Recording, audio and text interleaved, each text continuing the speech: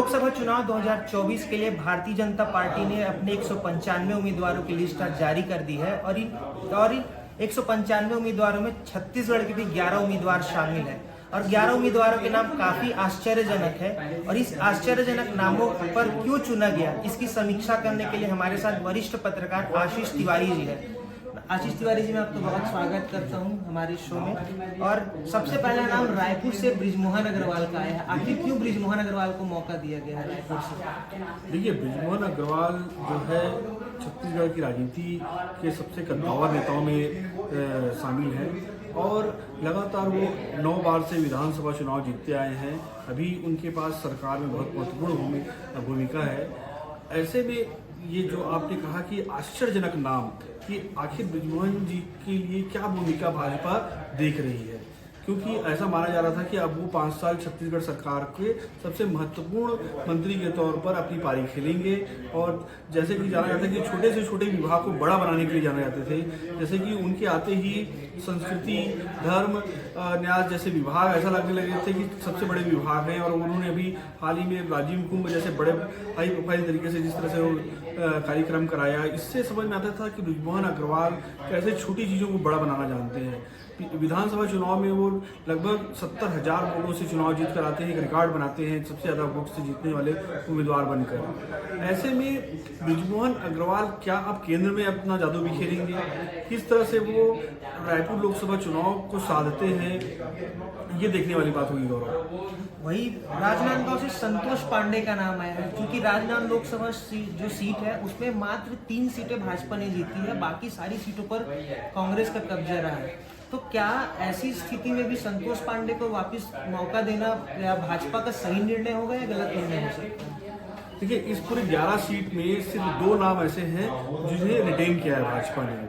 इसमें राजनांदगांव से संतोष पांडे जी का नाम, जैसा कि आपने जिक्र किया, बिल्कुल विधानसभा चुनाव में राजनांदगांव से भाजपा को उस तरह से नतीजे नहीं मिले थे जिस तरह की उनको उम्मीद थी। जबकि राजनांदगांव जो लोकसभा सीट है वहां से डॉक्टर रमन सिंह जैसे बड़े कद्दावर नेता उनके चुने जाते हैं। राजनांदगांव अकेली सीट ऐसी रही जहां पर डॉक्टर साहब चुनाव जीत कर आते हैं। बाकी जिले की सारी सीटों पर कांग्रेस का कब्जा होता है। एकमात्र कवर्धा जिले की जो 2 सीटें हैं कवर्धा और पंडरिया, वहां से भाजपा कुछ कमाल कर पाती है। ऐसे में अगर इन विधानसभाओं को देखा जाए तो राजनांदगांव का रण जो है इस बार उतना आसान नहीं होगा। हालांकि संतोष पांडे जो है संघ के करीबी नेता माने जाते हैं, मुखर वक्ता हैं और संसद में भी लगातार छत्तीसगढ़ के मामलों को सबसे ज़्यादा उठाने वाले नेताओं में से उनकी गिनती होती रही है। ऐसे में संतोष पांडे को फिर से मौका देना, जबकि राजनांदगांव सीट से कई और नाम दावेदारी में थे, उनमें प्रमुख दावेदार के तौर पर खुद डॉक्टर रमन सिंह के बेटे अभिषेक सिंह का नाम लिया जा रहा था। लेकिन तमाम जो कयास है उसको दरकिनार करते हुए भाजपा आलाकमान ने संतोष पांडे पर ही बार फिर से भरोसा जताया है। और वहीं दुर्ग से विजय बघेल का नाम आया। विजय बघेल का नाम काफी हद तक सही भी लग रहा है, क्योंकि कहीं ना कहीं पूरे विधानसभा चुनाव में उन्होंने भूपेश बघेल को पाटन में ही बांध कर रखा है। मैंने चुनाव में देखा है कि उनका पूरा परिवार, मतलब स्वयं उनकी पत्नी, उनकी बहू, उनकी बेटियां, सभी ने मिलकर प्रचार किया भूपेश बघेल के। और कहीं ना कहीं भूपेश बघेल भी एक दिन बाहर फिर अगले दिन पाटन पहुंचकर चुनाव प्रचार को संभाले हुए थे। तो क्या विजय बघेल को, भूपेश बघेल को पकड़ कर रखने का इनाम मिला है ये सीट? देखिए, विजय बघेल बहुत तेज तर्रार नेता है, जैसा कि आप जानते हैं, आक्रामक नेता है। भाजपा की शैली उनके लिए बिल्कुल मेल खाती है। आपने सही कहा कि पाटन में एक हद तक के उन्होंने भूपेश बघेल जैसे बड़े नेता को, पूर्व मुख्यमंत्री को बांध कर रखा था। सभी जानते थे कि नतीजा भले ही भाजपा के पक्ष में ना आए, लेकिन विजय बघेल ने एक बड़ी चुनौती पेश की थी। इसके अलावा गौरव, देखना होगा कि विजय बघेल भाजपा की घोषणा पत्र समिति के अध्यक्ष भी रहे हैं और घोषणा पत्र में उन्होंने जिस तरह से पूरा कहा जाए मास्टर स्ट्रोक खेला, समय समय पर चीज़ों को लाया, धान खरीदी का मामला हो, चाहे मतारी बंधन का मामला हो, ये तमाम योजना ऐसे समय पर चरणबद्ध तरीके से घोषित किए गए जिसका असर व्यापक रूप से पड़ा है। तो इन तमाम चीज़ों को देखते हुए, जबकि आपको गौर करना होगा, जबकि दुर्ग से ही एक कद्दावर और नेता हैं सरोज पांडे, जो दुर्ग लोकसभा की स्वाभाविक दावेदार मानी जाती रही हैं, दुर्ग से वो चुनाव भी जीत ली गई हैं, लेकिन उन्हें कोरबा शिफ्ट कर दिया गया है। तो क्योंकि दुर्ग जो लोकसभा सीट है, जिसमें दुर्ग और बेमेतरा जिले की विधानसभा सीटें आती हैं, ये ओबीसी बहुल इलाका है। साहू और कुर्मी का एक बड़ा दबदबा इस पूरी लोकसभा सीट में है, इसलिए विजय बघेल जितना सुटेबल हैं उतना सुटेबल उनको सरोज पांडे नजर नहीं आ रही थी। सरोज पांडे का आपने जिक्र किया, सरोज पांडे को कोरबा शिफ्ट किया गया है। कोरबा कहीं ना कहीं एक चरणदास महंत का गढ़ कहा जाता है और वर्तमान में उनकी पत्नी ज्योत्सना महंत वहाँ की सांसद है। तो क्या सरोज पांडे के लिए कोरबा सीट टफ पड़ेगी, या महिला वर्सेस महिला की एक सोच के साथ भाजपा सरोज पांडे को वहाँ से टिकट दे रही है? देखिए, मैं कोरबा इस बात से मैं आप सहमत नहीं हूँ कि कोरबा जो है महंत जी का गढ़ है। महंत जी जरूर वहाँ से चुनाव जीतकर तो कुछ सांसद रहे हैं और उनकी पत्नी भी सांसद रही हैं। इस तरह से उनका एक व्यापक वहाँ पर समर्थन है, लेकिन समय समय पर वहाँ पर भाजपा के नेता जीतकर आते रहे हैं और वहाँ से कोरबा का प्रतिनिधित्व करते रहे हैं। ये मिलीजुली सीट है, बहुत सारे यहाँ पे समीकरण है। कोरबा जो इलाका है एक इंडस्ट्रियल इलाका है, माइनिंग वाला क्षेत्र है, जहाँ पर कह सकते हैं कि छत्तीसगढ़ के मूल निवासी के अलावा बाहरी लोगों का एक अच्छी खासी आबादी है। फिर ये जो सीट जो है मनिंदगढ़ चिरमिरी की तरफ चली जाती है। मनिंदगढ़ चिरमिरी भी वैसी माइनिंग वाला इलाका है। उसकी इधर गौरेला पंडरा मरवाही का इलाका इसके साथ जुड़ता है, जहाँ पर जोगी कांग्रेस का अपना एक दबदबा रहा है और ये माना जाता रहा है कि जोगी कांग्रेस जिसको एक तरीके से नैतिक समर्थन देगी उसको एक लीड मिलता है यहाँ पर। और अभी तक अमित जोगी ने चुनाव लड़ने के बारे में या किसी और नेता के बारे में जिक्र नहीं किया है। ऐसे में देखना होगा कि वो किसको समर्थन करते हैं और सरोज पांडे को किस समीकरण के तहत वहाँ ले जाया गया है। क्या भाजपा की मंशा में, क्या भाजपा को ओवर कॉन्फिडेंस तो नहीं है? ऐसा तो नहीं लग रहा है कि नाम गौण है पार्टी जो है इस समय मोदी का जी नाम का ही चुनाव मैदान में उतरेगा, बाकी कोई भी कहीं से चुनाव लड़ा दिया जाए, इस तरह का ओवर कॉन्फिडेंस तो नहीं है। ये देखने वाली बात होगी। हालांकि सरोज पांडे भाजपा की बड़ी कद्दावर नेता हैं। अभी जब विधानसभा चुनाव हुए थे तो उन्हें राजस्थान का पर्यवेक्षक बनाया गया था। ऐसे में समझा जा सकता है कि पार्टी में उनकी अहमियत क्या है।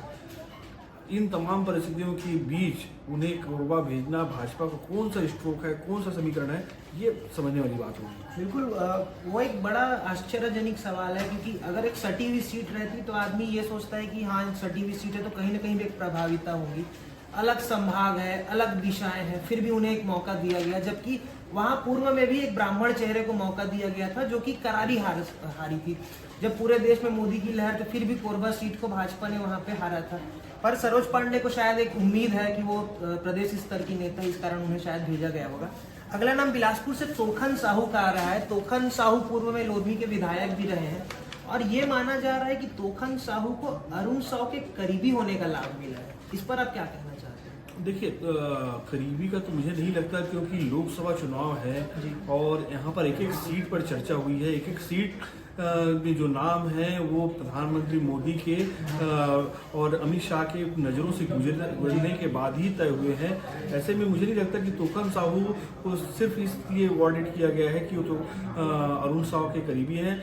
जबकि तो आप गौरव ये भी देखेंगे कि अरुण साहू जब राजनीति में उतने बड़ा नाम नहीं थे, उतने सक्रिय नहीं थे, तब तोखन साहू विधायक बन चुके थे। और हालांकि उन्हें 2018 में अपनी धर्मजीत सिंह से चुनाव हार का सामना करना पड़ा था। बाद में धर्मजीत सिंह भाजपा में प्रवेश कर जाते हैं। तो ये पूरा समीकरण है। तो ये कह सकते हैं कि अरुण साहू, धर्मजीत सिंह और ओबीसी फैक्टर, इन तमाम समीकरणों को से ऐसा लग रहा था कि तोखन साहू से बेहतर नाम वहाँ कोई और नहीं हो सकता। हालांकि एक लॉबी में अमर अग्रवाल जी का भी नाम चला था कि बिलासपुर शहर के बड़े नेता हैं, लेकिन अमर अग्रवाल के सामने चुनौती थी कि मुंगेली लोरमी इलाकों में उनकी कोई ज़्यादा जन समर्थन नहीं है उनके पास। बिलासपुर शहर के बाहर उनके पास उतनी वो नहीं है। जबकि तोखन साहू ओबीसी नेता होने के कारण हाल में उन्हें किसान संघ का अध्यक्ष भी बनाया गया है, इसलिए एक स्वीकार्यता थी।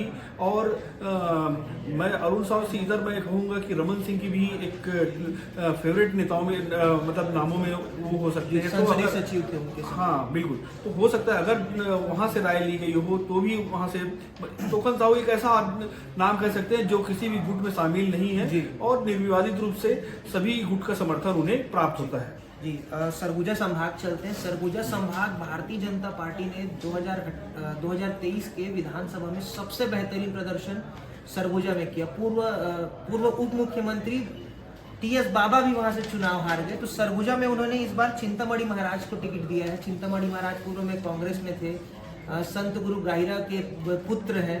तो क्या कहीं ना कहीं आदिवासियों को गुरु गाहिरा जी से अट्रैक्ट करने के लिए इनको टिकट दिया गया है सरगुजा से? देखिए, चिंतामणि महाराज जो हैं आदिवासियों के बीच एक गुरु की जो छवि है वो लेकर तो जाते ही हैं, गहिरा गुरु की परंपरा से आते हैं। उनका एक अच्छा छाप जासपुर और सरगुजा बेल्ट में है। आप देखिए, प्रदेश के मुख्यमंत्री खुद इसी क्षेत्र से आते हैं और एक बड़ा प्रभाव बड़े नेताओं का, राम विचार नेता यहीं से हैं, सांसद रहे हैं, तो बड़े नेताओं का प्रभाव वाला क्षेत्र है सरगुजा। यहाँ से चिंतामणि महाराज जो हाल ही में विधानसभा चुनाव के ठीक पहले चलते ही कांग्रेस से भाजपा में प्रवेश किए थे, ब्रिजमोहन अग्रवाल जी की बड़ी भूमिका रही है उनके प्रवेश कराने में। और चिंतामणि महाराज, जैसे कि हमने कई बार देखा है, विधानसभा के अंदर संस्कृत में शपथ लेते हैं और एक छवि नेता से ज्यादा एक आध्यात्मिक गुरु की रही है उनकी। इन तमाम चीजों को, ये जो फैक्टर है कहीं ना कहीं भाजपा के स्वभाव से मेल खाता है। वो आध्यात्मिक और इन सब धर्म से जुड़ी चीजों को जहां होता है भाजपा भुनाने की कोशिश करती है, जिससे इसी समीकरण के तहत भुनाने की कोशिश की गई है। हालांकि भाजपा में इस तरह से संतोष बहुत कम देखने को मिलता है, लेकिन एक पार्टी में हाल ही में प्रवेश किए व्यक्ति को महत्व देने से क्या वहाँ पर किसी तरह की बगावत की स्थिति बनती है, क्या कोई असंतोष पनपता है, ये देखने वाली बात है कि हालांकि इसकी संभावना बहुत ही कम है। भाजपा एक कोर बेस पार्टी, मतलब वहाँ पर ज्यादा ऐसी नाम को लेकर होती है कि मुझे नहीं मिला या इनको मिलना चाहिए था, पर ऐसा कोई संतोष खुले तौर पर विधानसभा चुनाव में इस तरह की चीज देखे हमने कि पार्टी ने जिस नाम पर मुहर लगाया उस पर बहुत कम ही विरोध के स्वर दिखे और जो छुटपुट दिखे उसे स्थानीय स्तर पर ही मना लिया। जी बिल्कुल, डैमेज कंट्रोल के मामले में भाजपा बहुत आगे है, जैसा कि अभी हम हिमाचल में भी देख रहे थे, वैसे ही मामले नहीं आते। अगला नाम है जांजगीर चांपा से कमलेश जांगड़े। कई जगह पे कमलेश जांगड़े, कई जगह अम्बेश जांगड़े भी इस चीज को लिया जा रहा है। कमलेश जांगड़े जो है घरघोड़ा इलाका के नेता है, मंडल स्तर के नेता, जिला स्तर के ही नेता माने जाएंगे। इस पूरी लिस्ट में ये 2-3 ऐसे नाम हैं जिनके बारे में प्रदेश स्तर पर कोई खास चर्चा कभी हुई नहीं, लोग जानते नहीं। से एक इनका नाम है कमलेश जांगड़े का नाम है। उसी तरीके से जिन्हें रायगढ़ से टिकट मिला है, राठिया, उनका नाम है। और उसी तरीके से एक नाम है बस्तर से टिकट पाने वाले महेश कश्यप। ये 3 ऐसे नाम हैं जो बहुत ज्यादा कभी प्रदेश की राजनीति में चर्चा में नहीं रहे हैं, बिल्कुल स्थानीय और मैदानी स्तर की ही राजनीति करते आए हैं। युवा है, महत्व मिला है राजनीति समीकरणों का देखा तय किया गया है। गुहाराम अजगल्ले जो एक अच्छा पकड़ रखते थे सतनामी समाज में, उनका टिकट काटा गया है और जांगड़े जी को दिया गया है। देखने वाली बात होगी कि क्या गोली खिलाएंगे वहाँ पर। एक चर्चा ये भी थी कि पुन्नूलाल मोहले जी को जांजगीर से लड़वाया जा सकता है, ऐसी चर्चाएं थी लोकल स्तर पर थी मुंगेली में कि मोहले जी को मंत्री नहीं बनाया गया तो उन्हें लोकसभा भेजा जाएगा वापस, ऐसा करके। मुझे लगता है कि अगर पुन्नूलाल मोहले को अगर फिर से लोकसभा भेजा जाना था तो फिर वो बिलासपुर सीट से ही क्यों नहीं भेजा जाना था, क्योंकि बिलासपुर से वो कई बार सांसद रहे हैं, 3-4 बार लगातार चुनाव जीतते रहे हैं। और अभी मंत्रिमंडल पूरी तरीके से अभी भी सीट खाली है, विस्तार बाकी है, कई तरह की भूमिकाएं हो सकता है उन भूमिकाओं में दे दिया जाए, उनको एडजस्ट कर लिया जाए। पुन्नूलाल मोहले अभी पैटर्न में फिट नहीं हो रहे थे, वो एक उम्र के इस पड़ाव में भी पहुंच चुके हैं कि अब उनको वापस, अगर ऐसी कोई बात होती कि कोई सीट खतरे में रहता कि यहाँ से भाजपा बिल्कुल मुश्किल है और इस सीट पे किसी को दांव लगाया है, तब हो सकता है कि पुन्नूलाल मोहले, ननकी राम कुमार जैसे वरिष्ठ नेताओं को उतारा जाता है। ऐसी कोई संभावना अभी छत्तीसगढ़ फिलहाल तो नजर नहीं आ रही। जी, महासमुंद से रूप कुमारी चौधरी का नाम आया है, एकदम नया नाम है, फ्रेश नाम है, ज्यादा लोग शायद जानते भी नहीं। कुछ लोकल स्तर पे शायद काफी प्रचलित नाम है, पर बड़े स्तर पर उतने लोग नहीं जानते। गौरव रूप कुमारी चौधरी पूर्व विधायक रही हैं और संसदीय सचिव भी रही है, रमन सिंह की करीबी नेताओं में गिनती होती है उनकी। और कद्दावा नेता सरायपाली बसना इलाके में उनका एक अच्छा खासा पकड़ है। और महासमुंद सीट जो जिस तरह से फैली हुई है, महासमुंद, गरियाबंद और एक तरीके से धमतरी का भी कुछ हिस्सा जो है, कुरूद वाला इलाका जो है इस पूरे सीट में समाहित है। तो रूप कुमारी चौधरी जो है हो सकता है आज की पीढ़ी के लिए थोड़ा नया नाम हो, लेकिन अगर पिछले 10-15 साल की जो राजनीति को देखते हैं उनके लिए रूपमणि चौधरी कोई नया नाम नहीं है और जमीन से जुड़ी रही है, संगठन में लगातार सक्रिय रही है। और मैंने जैसे कहा संसदीय सचिव भी रही है, रमन सिंह के मंत्री सरकार के दौरान काफी सक्रिय भी रहती थी। हालांकि पिछले कुछ वर्षों से वो नेपथ्य में नजर आ रही है, उस तरह से सक्रियता उनकी नजर नहीं है। एक बार फिर से, जबकि महासमुंद एक महत्वपूर्ण सीट रही है गौरव, बहुत महत्वपूर्ण बात है कि ये ऐसी सीट रही है जहां पर भाजपा को हमेशा चुनौती का सामना करना पड़ा है। और यहां से विद्याचरण शुक्ल जब भाजपा के उम्मीदवार के तौर पर लड़े थे चुनाव, तब उनको हार का सामना करना पड़ा था। अजीत जोगी चुनाव जीते थे वहां से। ये दिलचस्प सीट है, वही है जहां पर अजीत जोगी को हार का सामना करना पड़ा था जब 15 चंदू 11 से 15 कई चंदू चुनावी मैदान में उतर गए थे, चंदू साहू ने चुनाव बाजी मार ली थी। तो ये महासमुंद बड़ा दिलचस्प सीट है। इस बार यहाँ से कद्दावर मंत्री अजय चंद्राकर और चंदूलाल साहू खुद दावेदारी पेश कर रहे थे और इसी तरीके से कई और नाम जो है यहाँ पे दावेदारी पेश कर रहे थे। रूप कुमारी चौधरी का नाम पे मुहर लगाकर एक तरह से भाजपा ने चौंकाया जरूर है। रायगढ़ से राधेश्याम राठिया जी का नाम आ रहा है। राधेश्याम राठिया एकदम नया नाम, फ्रेश नाम है, क्योंकि करीबन 8-10 साल से मैं भी भाजपा की राजनीति को समझता हूँ, जानता हूँ, रिसर्च करता हूँ, बट ये नाम मुझे एकदम नया लगा है। अभी हमने जस्ट चर्चा की गौरव कि 3 जो नाम है इसकी, चाहे जांजगीर का नाम हो, चाहे रायगढ़ से हो और बस्तर से, ये 3 ऐसे नाम हैं जो प्रदेश स्तर की राजनीति में उतने सक्रिय नहीं रहे, उतना बड़ा नाम नहीं है, जिनको भाजपा ने कहा मतलब एक तरीके से संगठनात्मक तरीके से जो इनपुट मिलता है उस इनपुट के आधार पर इनका चुनाव किया गया है, इन्हें उम्मीदवार बनाया गया है।